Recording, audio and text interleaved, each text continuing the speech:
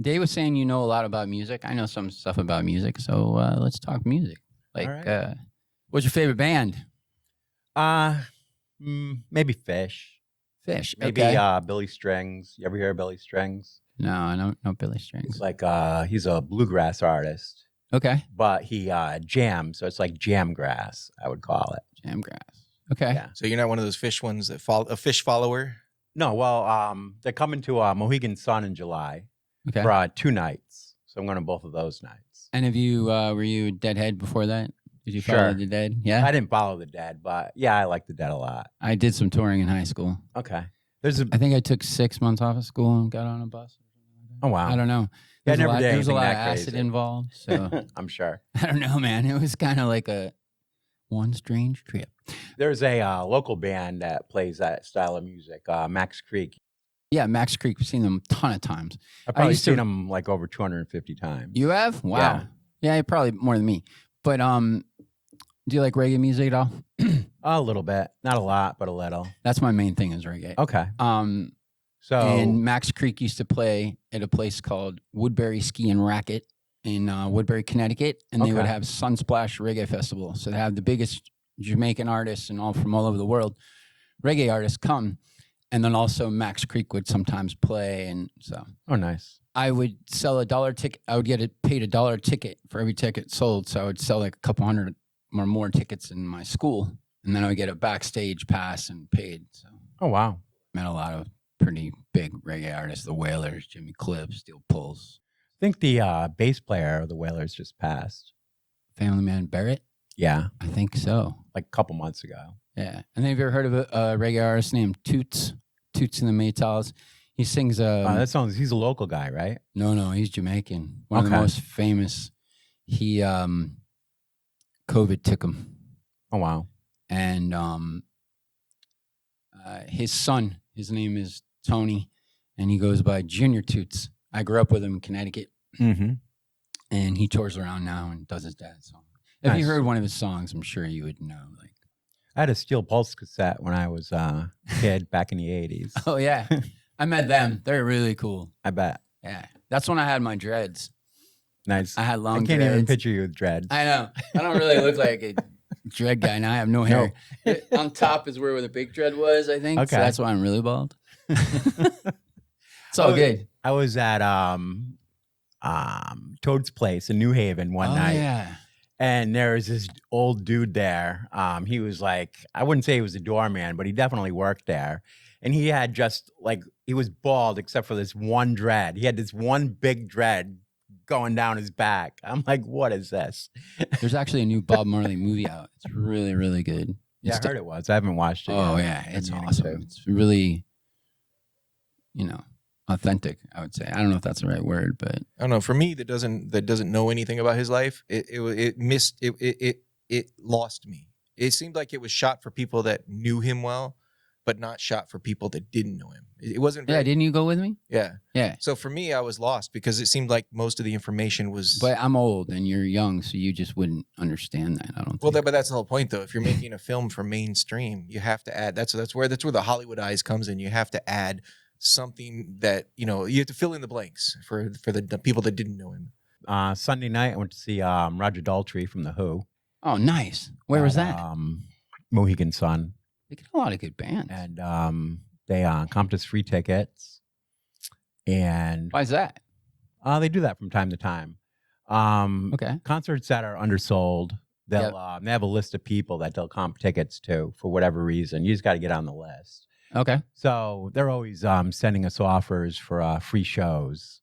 So Roger Daltrey came up, and I was like, hell yeah, And he played a lot of Who songs, a lot of solo stuff, some cover songs, but it was a fun time. How old is he now? He's got to be pushing 80. Wow. He still can rock it out? Yeah. Yeah, he sounded really good. Nice. He took his time between songs, so he didn't go from like one song into the next song into the next song. Right. He would do a song, then he would take questions from the audience. Really? He had already had these things already written on pieces of paper. So he was like asking himself questions that he said were from the audience, and he was answering them. So that slowed the pace of the show down. So I think that probably saves his voice. Okay. from going on to the next show. You go to a lot of concerts or any at all? I used to go a bunch, but I have a little one now. Okay. He's 9. Yeah, it changes things. Yeah. You're going to start taking him pretty soon? He wants to see my friend Junior Toots. He comes and stays with us at the house. Oh, nice. So he sings to him there, and You gotta he take him makes to a show. kind of. He's gonna be here in August, my son's birthday. So his name is Evan. Evan wants me to have a birthday party for him and have Toots, do a concert for him, basically. Like I was telling him the other day, a lot of these big bands, especially the historical legends, we see them do their big concerts, when they go to the casinos and all that. But in between that, a lot of the times they're just performing at birthday parties and all that for rich people. Like, you'd be surprised, like, this tiny events that they do. Businesses will hire them to, for their 20 employees or whatever to play for them.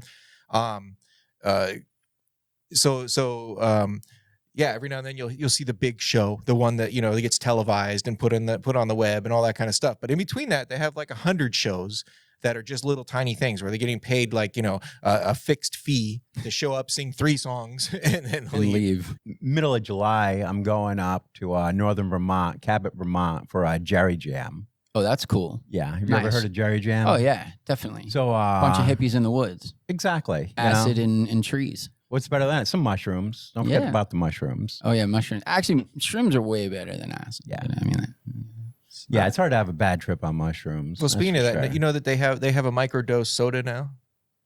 Yeah, what? They have a soda that you can drink, a sparkling water that's microdosed. What's the name of it? I don't have to look it up because I saw the ads. There's actually ads.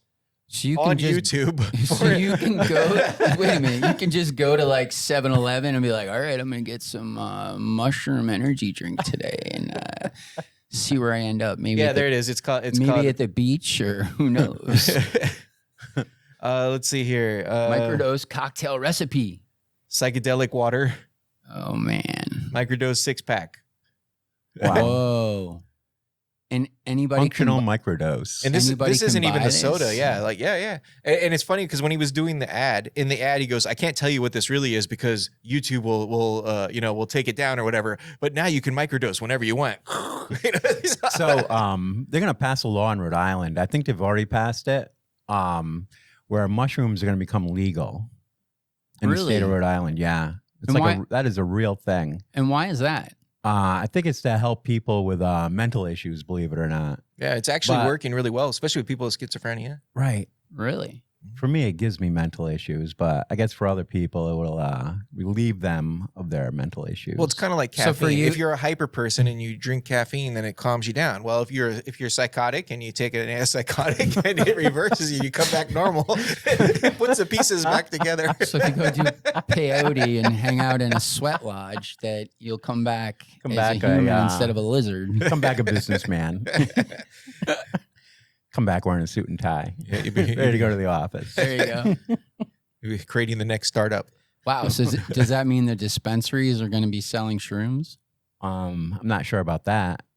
Maybe you'd need to go to the doctor's office to get a prescription for that. But wait, maybe at CVS you can pick up your dose at the Minute Clinic. Your microdose. People going to 7-Eleven and accidentally buying that. Whoa. Okay. Why is this teacher parent conference like really good this time? The employees are like, "That guy's been sitting in the car for 12 hours." Is he getting gas? I don't know. He's just smiling. We don't know. We have no idea.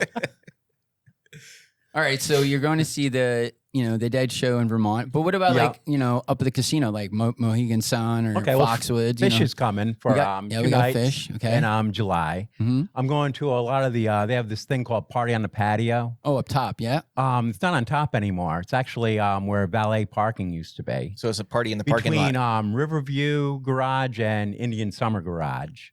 Used to be valet parking. Yeah. So they've done away with valet parking unless you're going to the hotel. Is that why that van was stuck in the parking lot? Yes. We went to the comedy show. Was 2 weeks ago? Yeah. 2 weeks ago, and one of the parking lots was closed because a van had tried to go into the parking lot, and it was a foot taller than the garage, and nobody there knew what to do. There wasn't even like emergency vehicles there, just a bunch of security guards. Yeah, like 6 security guards staring up at it. And it was still there when we left, right? Like 2 Yeah. hours later. All right, I'm raising my hand. I've done that. I did a college You've done that? promotional tour, and I went down the Merritt Parkway with a, and that's in Connecticut. It's a 2-lane highway with low bridges. By the New York border, right? Yeah. So traffic is crazy. Like Connecticut to New York, and I'm flying along, and all of a sudden it's just stop. Wow. And I was in a rider rental truck or something, and Did you shit yourself? no. I would have shit myself. Well, I was working for a company, so I kind of was a little freaked out that they might, maybe fire me. But they needed me to keep going for the tour because it was promotional marketing. It was actually right around 9/11. We were working for Dove Soap, and we were setting up a Zen garden. And then we would hire local masseuses, and they would give massages to the sorority girls. And we got stuck. How'd you get unstuck? Tow truck had to pull us out. Well, you know the easiest way to get a van unstuck? What's Cut that? And the nobody roof ever off. thinks. No, it's even simpler than that. Let the tires out. Let the air out of the tires. Okay. And then you just drive it out. Put the air back in the tires. That's a great idea. That's smart. In Norwich, about maybe 5 years ago, there was a tractor trailer going under a bridge, and it got stuck. And the truck flipped over, caught fire, and the guy died. What? Yeah, he's driving an 18-wheeler on 395 and died because he got stuck under a bridge. That's incredible, right? How did he not get out? I don't know. Maybe the smoke came in quick for hitting it hard or something, and then he just fell asleep or didn't get out. Well, he didn't fall asleep, that's for sure.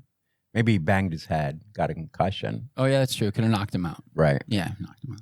UB40, the reggae band's coming. They're coming July 5th. All right, so check this out. I saw the Wailers maybe 15 or so years ago at Lupo's, and the singer for UB40 was the singer for the Wailers. He was singing the Bob Marley parts. So the show starts, and it's just music playing. The whole first song is just a music song, no singer. And people are like, oh, what's going on? Where's the singer? So they start the second song, and the singer, the guy from UB40, comes onto the stage, and he acts like he just woke up from a nap. He's like stretching his arms. He's like, oh, like you would do if you just got out of bed in the morning. And from that point forward, it was one of the most energetic shows I'd ever seen in my life. The guy was just bouncing up and down stage. Like, it was like so high energy. I couldn't even believe it. And it was like crazy how the show started with him just like, getting out of bed more or less. Right. We also have Pat Benatar coming. Oh, we got a burn on big that no. one. Christopher Cross. All right, I've seen him. Christopher Cross is good. Yeah, I saw him at the Wolf Den at Mohegan. Yep. Doing a free show. And he's great. We got Slash coming. Without Guns N' Roses. Yeah, that might be a better show. Is it Slash? without Guns N' Roses a better show? Yeah. Does he still have the afro but a bald spot in the middle? Yeah, right. Nice. Well, Axl Rose can't sing anymore. He can't? There's a ton of YouTube videos of Axl Rose have you seen not him being now? able to sing well. Yeah, and he looks horrible. He looks horrible, but his son is an actor now. His son looks just like him, like a twin, like they cloned him. Oh, wow. Really? Oh, yeah, exactly like him. Yeah, look at him. He can't even recognize him now. That is absolutely awful. And he sings the way he looks. Awful. Whoa. Yeah. He can't That's carry a tune Axl anymore. Rose? Yeah. Who wants to see that? Is that like plastic surgery gone wrong or something? Yeah, definitely. That's like who's that guy? Matt McGrath, I think his name was from Sugar Ray? Yeah. Okay. He has bad cosmetics, like plastic surgery. Oh my God, look at his. But his career was like over like this. He joined. Nope. I saw him right before COVID. Was that at McGrath? Mohegan? Yeah, he put on a pretty good show. He's still he wasn't performing? bad, and he was the MC at a Smashing Pumpkins show. Like Smashing Pumpkins went on this reunion tour, And he basically had a video of him basically emceeing every single song.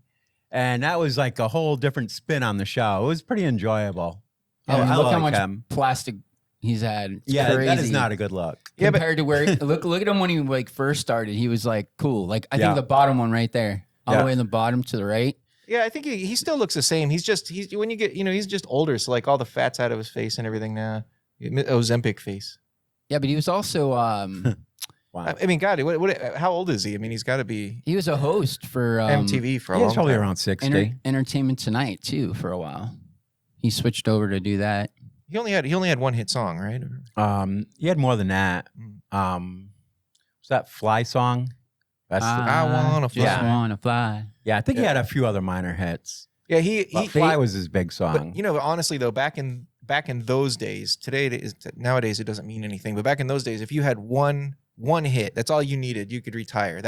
You made more money than you needed for your whole life. But now everybody has a hit. Everybody posts music videos, crappy ass music videos, and they get millions of views, but they don't make any money. Right. Well, they used to tour with Smash Mouth, and the guy from Smash Mouth just died recently. Yeah, I heard that. That's a shame. I think his liver gave out. I went to a Smash Mouth concert at the Woodstock Fair. Yeah. And they played a bunch of Van Halen cover songs. Wow. It was nuts. It was like, okay, they played their like 6 hits. That's all they have. And then they just started playing Van Halen songs. And I was really surprised. Well, what was it? But it was a fun time. Matt McGrath's band was Sugar Ray. Yeah. So at the Capitol Theater in LA, I saw them and Smash Mouth together. It was pretty cool. Nice. They were a good show. What about punk? You like punk at all, Kev? Like Green Day style punk. Or like old school, like Sex Pistols. Yeah, it's like really not my thing. Green Clash. Green Day before mainstream, Green Day after mainstream. Around the Dookie album is when I So that was mainstream. Right. They actually released like 13 albums before that. They were a big underground band. I had no idea. Yeah. Huge. So I guess I'm more into the jam bands, classic rock. Speaking of jam, what bluegrass. was it? Pearl Jam. Yeah, I've seen them. Great show. You know what's funny is that Pearl Jam was one of the first CDs I ever bought. Before I ever got to play it, I put it on the roof of my car. And it melted. No, I drove off. Oh no! It just smashed and slid across the ground. So the first time I ever put it in the CD player, it's like. So I think Pearl Jam had like their first 4 albums were incredible, but they lost me about 20 years ago. Yeah, I listen to a Pearl Jam song now, I'm completely uninterested. Basically, for me, sometimes it's the first album blows you away, but then after that, sometimes they just can't get the steam again. Right, it's hard to relive that creative process because after that, it's not you anymore. Now you're hiring writers, and they're all bringing in all songs, and they don't understand who you are. What the first album is the one that has all your emotion in it. You wrote the song because that bitch broke up with you, or you know what I mean. It's your emotions poured out, and then after that, you're just trying to entertain people, and you're just following the formula. Definitely. It ruins it for me. Yeah, I read a thing somewhere. We got Daryl Hall and Elvis Costello. Yeah, I want to go to that. Yeah. For sure, at Mohegan. When's that? Oh, July 12th. Early July. I'm away. Dang. That's a shame. Yeah, I'd go to that, man. So Hall's playing all of his hits. He doesn't need Oates at all. Like I can see why they've pretty much divorced. Yeah. If I was Hall, I wouldn't want Oates around either. So what's Oates do? Play the guitar, play rhythm guitar, not even lead guitar. He'll play a rhythm guitar and he'll sing backup. So does that deserve equal billing with Daryl Hall? I don't know. Yeah, I don't know. Probably not. Yeah, that's what I thought. So, hold on. We got Motley Crue coming August 31st, dude. You gonna go to Crue? No. Come on, bro. So Motley Crue is been accused by numerous people of not only lip syncing, but failure to play their own instruments. Like they go to the shows with not only Vince Neil's vocals pre-recorded, but like the bass pre-recorded too, the drums pre-recorded. Really? They're like, yeah, that's something fierce. And Mick Mars is the one who ratted them all out, who's used to be the lead guitar player for Motley Crue. Really? It's an incredible story. That. What about I'm spacing out the drummer's name. Tommy Lee? He plays drums. Well, to his own backing track, he does. there was a one time that Tommy Lee and Fred Durst From Limp Bizkit. Yeah, they made a collaboration together. Huh, I never heard that. Yeah, it was a video. They were hanging out, and I think even Pamela was on scene for the video.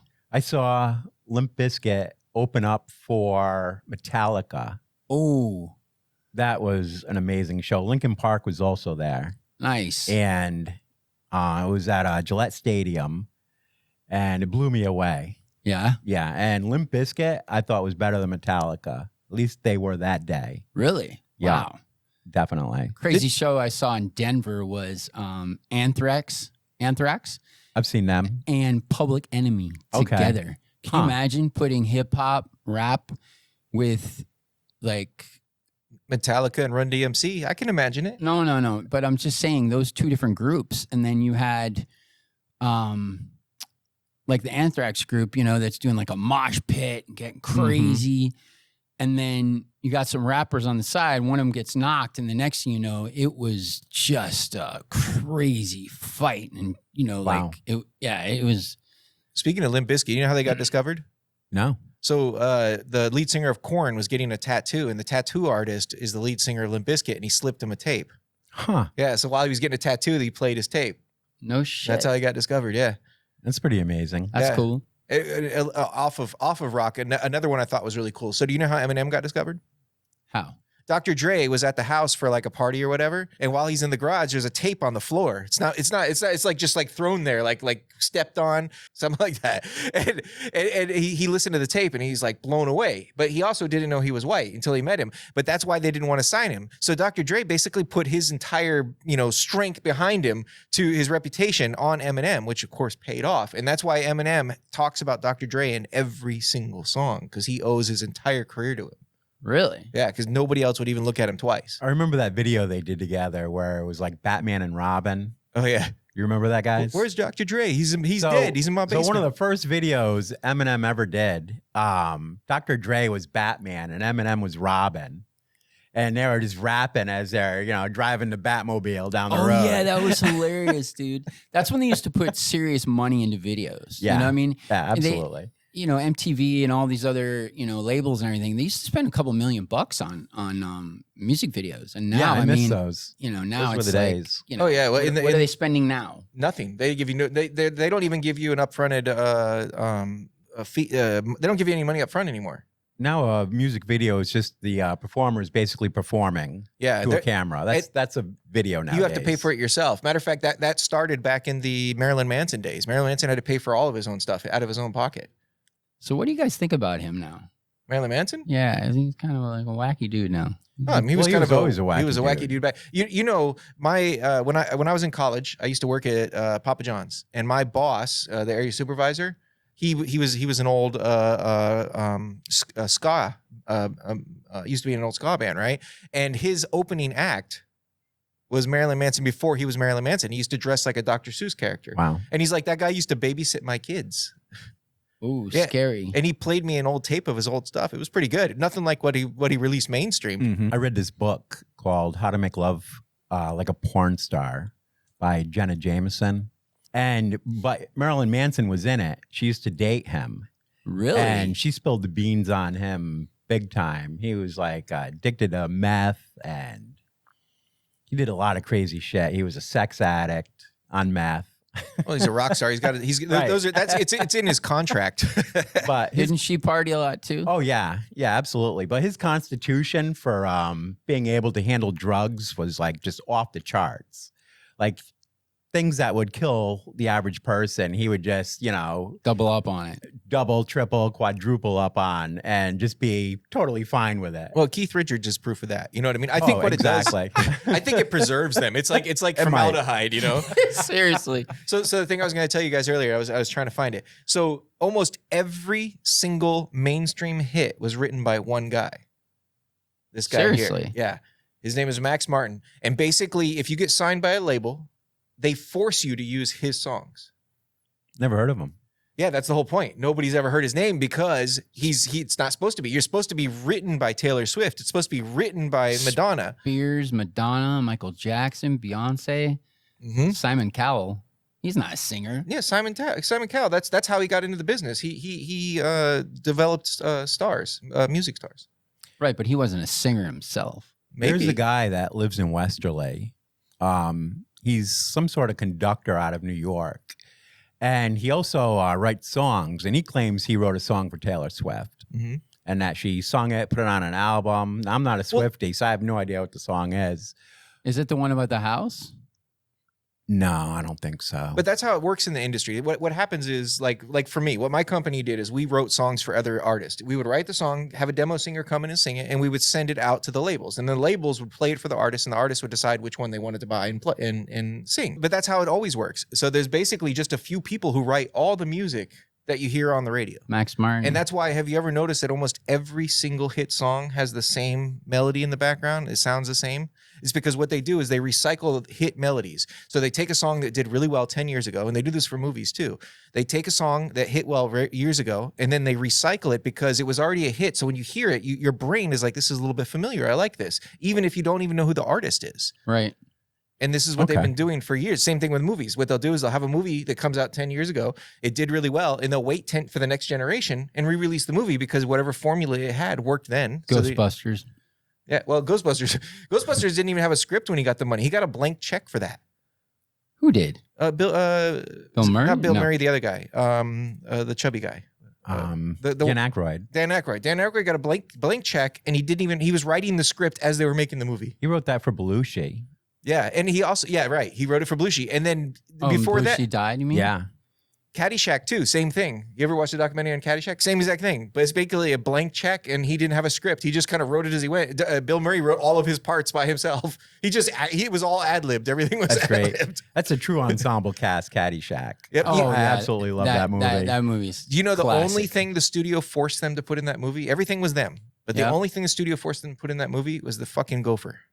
That was their idea. The fucking gopher. That was it? Yeah, because the studio thought it wasn't funny. Well, who put the duty in? Right. So no, that was remember the duty? Yeah. the duty in the pool. Duty in the pool. Oh man, that was classic. It's a baby rope. This is good.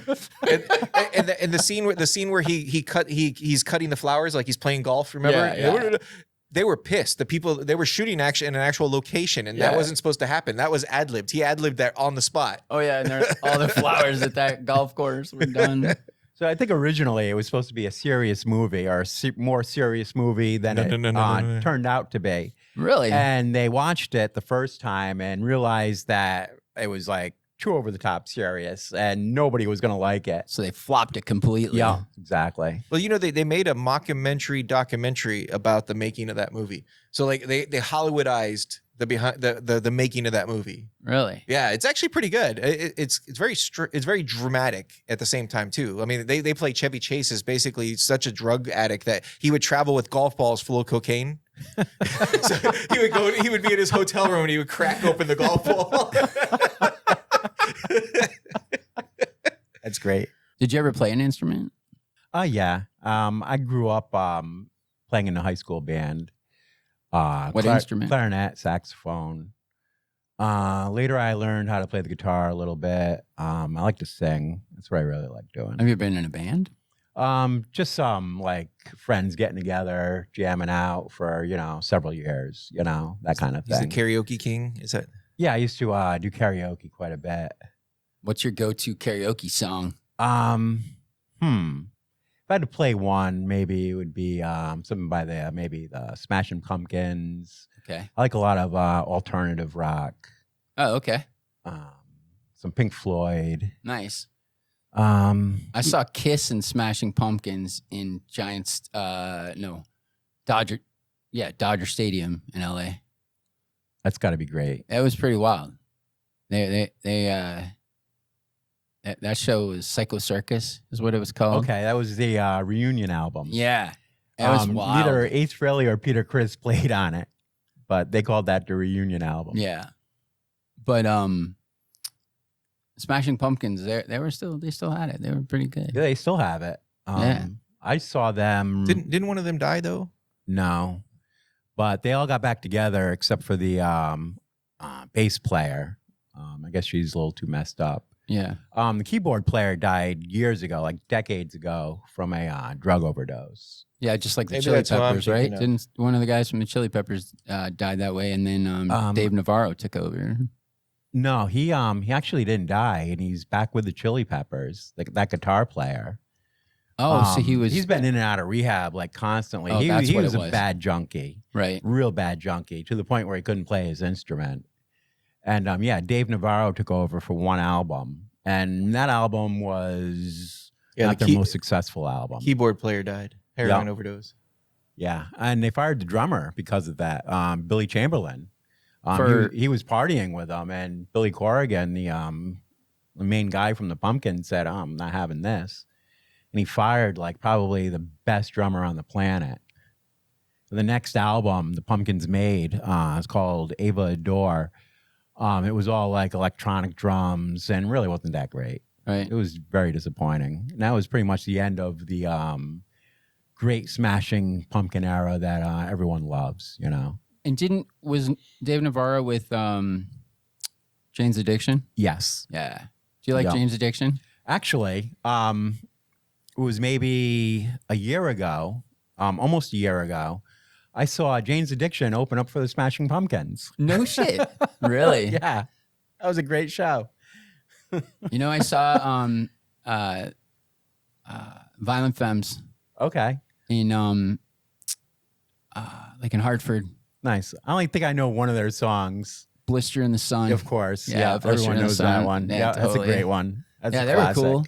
They're all getting so old, man. Yeah. Getting so old, but they're still rocking. You know, like I saw Oh, Billy Idol, absolutely. and he was like on stage in his like wife beater, and he's like, "Who am I?" And they're like, "Billy Idol." "Who am I?"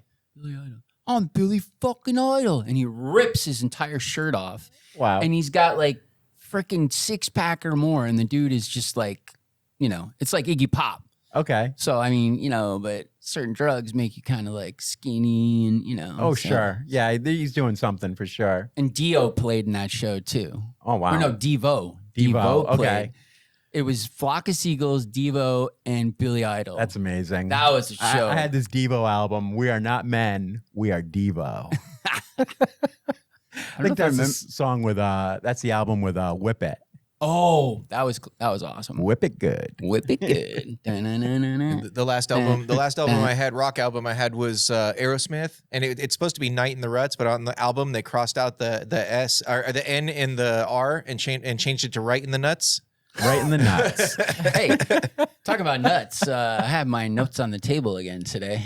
All right, guys. Well, I think we can wrap this up. Let's get some exit music there, Mr. Odd Kid. What do we got? All righty. This is Pocket23, and today we've been talking with the K-Man, Z-Man, and Odd Kid about music, food, life, and a whole bunch of other shit. Come check us out again.